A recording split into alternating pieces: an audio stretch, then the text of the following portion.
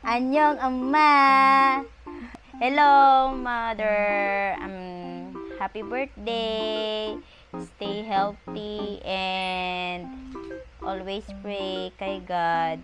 Of course, kailangan maging healthy ka kasi mahirap yung laging labas-pasok sa ospital, and wag sana kumain ng mga bawal kasi bawal nga di ba? Bawal. Kaya dapat laging healthy at sana huwag ka nang hingalin sa 1 year na binigay sa'yo ni doktor.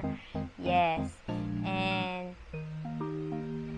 sana humaba pa ang buhay mo kasi alam mo na, di pa ako nagkaka-baby, di mo pa nakikita yung apo mo sa akin.